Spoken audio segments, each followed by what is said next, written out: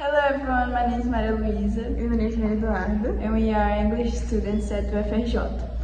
And for the course Aquisição de Inglês como Segunda Língua, we did a research about how people learn English. And the main objective was to understand the discourses that people reproduce about learning the English language. And the methodology we used was to prepare 10 questions related to the topic.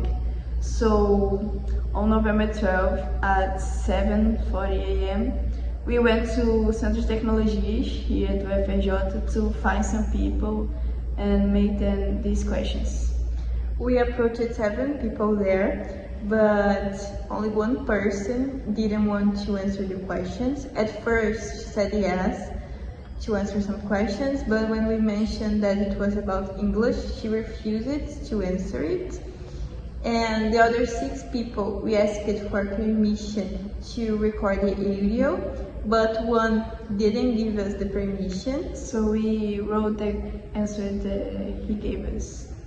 But apart from that, we did not face any other difficulty. The 6 people who participated included 2 white men, 1 white woman, and 3 brown men. And the ages were diverse between 19 years old and 16 years old. And they lived in different areas from the city, like North Zone, Metropolitan Area, South Zone, and West Zone. And the occupation in course of these people were production engineering major, security, molecular science major, this one was from USP, naval and ocean engineering major, and the manager at Batista, and a civil engineering major. So our first question was if they had studied English before university, and all the participants said yes, so 100% of them said yes. And when we asked where they had studied English, the answers were quite diverse because 4 of them said that they had taken English classes in private English courses, and 1 of them specified that he has also studied in a college called Colégio Santo Agostinho, that is a very prestigious college here in Rio de Janeiro. And 1 of them said that he studied in a military school that offered its own program of English. And 1 of them said that he studied in a public school, and 1 of them said that he studied on his own. So the statistics of where they studied are they learned on their own 14.3%, in English course 57.1%, and we counted military school as public school, so it was 28.6%.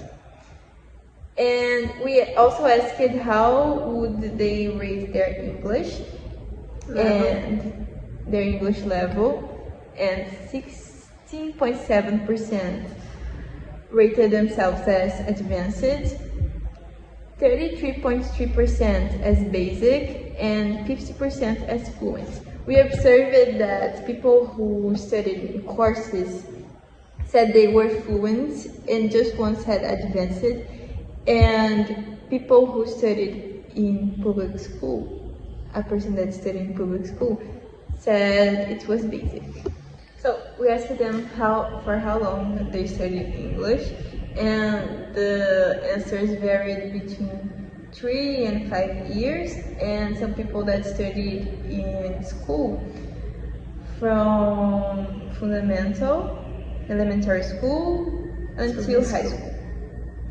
And we asked which materials they use to study English, and some mentioned using the traditional textbooks given by their courses or their schools. The one that said that he studied alone says that he used YouTube videos and TV series, and 1 person has said a particular interesting answer, that he says that he uses a personal notebook for taking his own notes and studying later, and this reflects the way he studied and his learning process. We asked how was the experience for them, and when we compared the answers, we noticed very different discussions about the process of learning English. The interviewers who said it was something natural were the ones who had access to English from a very young age, and for them learning English was something natural, almost like a normal part of life. One interviewer even said it was like a second school. And this discourse reveals not only the comfort and early exposure, but a form of privilege because the language was in their routine since childhood. On the other hand, the participant who learned English by himself said that it was much more difficult to learn alone because he didn't have anyone to answer his questions. So he had a difficult relationship with English, showing that it was a relation of autonomy, struggle, and it was not naturalized, just as who learned it in courses. So here, English is not naturalized. Instead, it is seen as a challenge that requires persistence. Meanwhile, other interviews described the process as interesting, cool, or even great, showing that the process of learning weren't marked as something that had much pressure or even exciting. When we asked what were the English classes were like, the answers showed not only different teaching approaches, but also how age shaped each person's educational experience were. For example, the oldest participant, they described a very traditional classroom setting. Everything was written on the board. There were no cell phones, no technological methods and researches, and very little English exposure. Sometimes they translated songs, but overall it was basic. It was a basic board-centered method.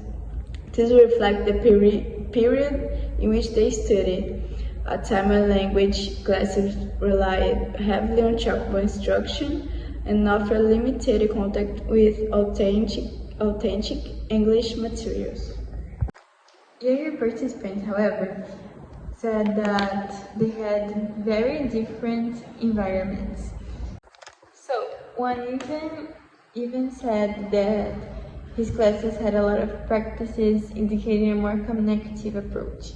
Another described a dynamic system with smaller classrooms dedicated to English, where the teacher encouraged reading books, presented chapters, discussing musical, and engaging in open conversation. Even though there was a workbook that imposed structure, the teacher's fluency and creativity significantly enriched the learning experiences. This suggests different times, a more contemporary model of English learning. Another interviewer explained that their classes were based on the textbook, but he said that the teacher would try to present the theme and then ask open questions so students could discuss among themselves and to move beyond the book. And finally, one participant who had Saturday classes described spending the whole day in the course as enjoyable. That shows another approach centered on engagement and immersion. When we asked the interviewers what was the biggest difficulty while learning English, the answers revealed challenges that ranged from linguistic skills to personal circumstances. One participant explained that the hardest part was speaking, especially because after leaving school and their English course, they no longer has the same opportunities to practice. So They felt confident reading and understanding, but their speaking ability has become rusty, showing how lack of exposure affects oral proficiency. Others pointed to more specific aspects of the language. No one mentioned difficult with conversation and varied topics, while two interviews answered grammar, emphasizing that grammatical structure were consistently the most challenging part for them. And these responses reflects a more traditional view of English learning, and where grammar is central and often seen as an obstacle. Another participant highlighted the initial contact with the language as the hardest moment. So he said that the shock of starting from zero and having to make sense of something completely new. He even mentioned beginning at the age of 11, and he commented that it was old. So it reveals how ideas of the right age to learn English shape learners' perception of their own progress. One interviewer mentioned that writing were the biggest difficulty, indicating that productive skills like speaking and writing were more challenging than receptive skills. When we asked how English classes should be structured to be more effective, most interviewers emphasized conversation. From their answers, it becomes clear that for them, learning a language means talking. So they see English primarily as communication, speaking, exchanging ideas, discussing real topics, and using the language in practical situations. Because of that, when they think of more effective classes, they immediately associate them with more conversation, showing that real use of the language matters more than rules or mechanical exercises. When we asked interviews how important English is for them today, the answers showed a wide range.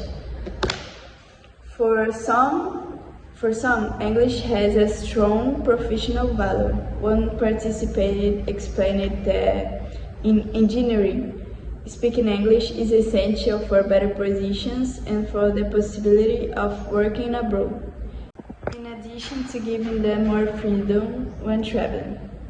Another interviewer said that English is more important than Portuguese in their current context, while another stated that it was a requirement for their internship and also necessary for communicating with family and members who live in the United States.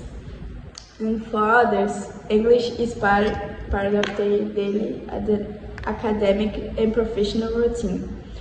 One participant said that the importance is huge because they work with English all day, using books, materials, and attending trainings that only exist in English.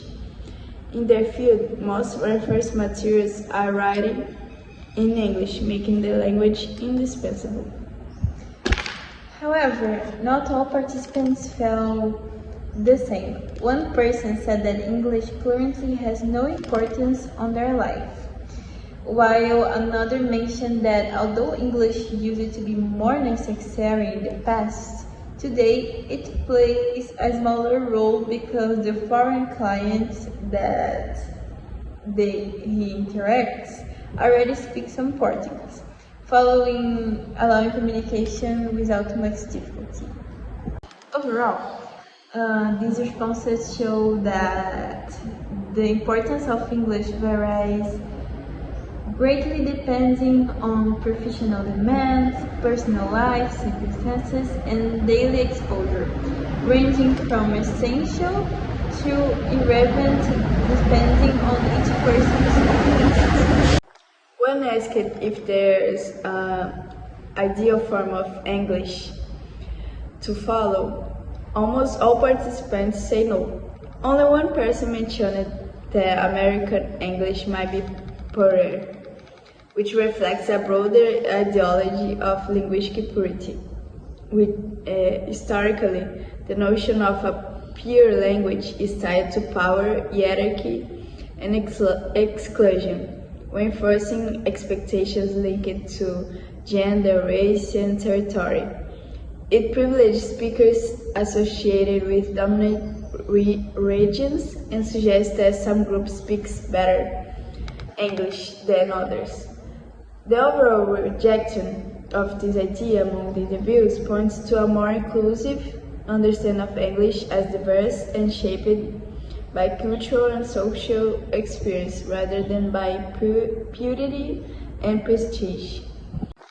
When asked whether anyone can learn a second language, all participants said yes, though with different nuances. Some emphasized age, the idea that children will learn more easily, while others highlighted interest or motivation as the key factor. One participant shared an example from the 2014 World Cup, showing how even people with limited formal educations were able to communicate with tourists through effort and willingness. Overall, their answers reflect a belief that language learning is not limited by social class, age, or life circumstances. We observed that the major problem reported by most participants is the lack of oral practice and limited real contact with the language, especially among those who study in regular public schools. We also noticed a significant difference between more regular public schools and military public schools. While the military schools offers a more organized structure and its own materials and more systematic classes, the regular public schools lack these resources and tends to provide more limited instruction. Therefore, we believe that public schools need to rethink their teaching and methods and overall conditions in order to reduce this internal inequality. As our solution proposal, we based ourselves on the text of Rogério Tiro, 2020, that talks about social interactionism, literacy, and so we are proposing to adopt of a communicative approach that prioritizes interaction,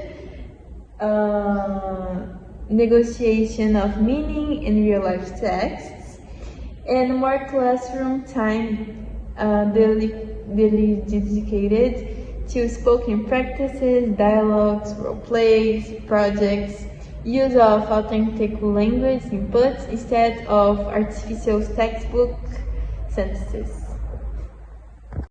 We concluded our research on Friday at 10:26 a.m.